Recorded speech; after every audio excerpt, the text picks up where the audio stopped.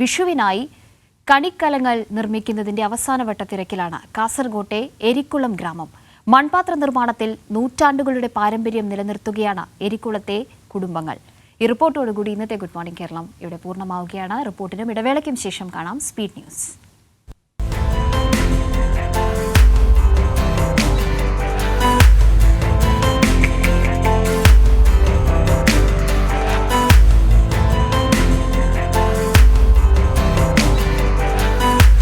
അരിയരച്ച് തൊട്ട് മനോഹരമാക്കിയ കണിക്കലത്തിൽ നിറഞ്ഞിരിക്കുന്ന ഉണ്ണിയപ്പം വിഷുക്കണിയിലെ ഒഴിച്ചുകൂടാനാവാത്ത കാഴ്ചയാണ്. വിഷുക്കണിയൊരുക്കാനുള്ള കണിക്കലങ്ങൾ മടിക്കൈ എരിക്കുളത്തൊരുങ്ങിക്കഴിഞ്ഞു.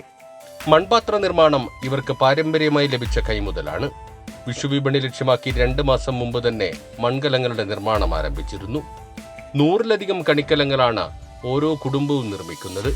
വലിപ്പത്തിനനുസരിച്ച് 200 മുതൽ 250 രൂപ വരെയാണ് വില. കണിക്കല നിർമ്മാണം മൺപാത്ര നിർമ്മാണ തൊഴിലാളികൾക്ക് ഉത്സവകാലത്തെ പ്രധാന വരുമാന മാർഗമാണ്. പ്രധാനമായും കണിച്ചട്ടിയാണ്.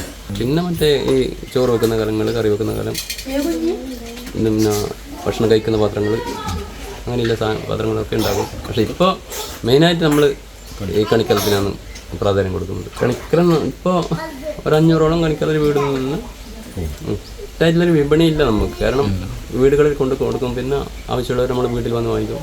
കടകളിലൂടെയും തലച്ചുമടായി വീടുകളിൽ നേരിട്ടെത്തിച്ചും വിൽപ്പന നടത്തുന്നു. കാസർഗോഡ്, കണ്ണൂർ ജില്ലകളിലെ വിഷുവിപണികളിലേക്ക് എരിക്കുളത്തെ മൺപാത്രങ്ങളും കണിക്കലങ്ങളും എത്തുന്നുണ്ട്. 1 വർഷം മുമ്പ് ശേഖരിച്ച് പാകപ്പെടുത്തിയെടുക്കുന്ന മണ്ണുപയോഗിച്ചാണ് മൺപാത്ര നിർമ്മാണം.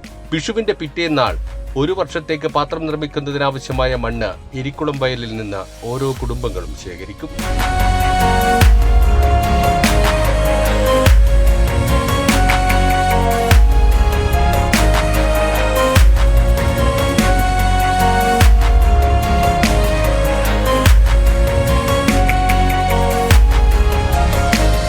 കൈരളി ന്യൂസ്, കാസർഗോഡ്.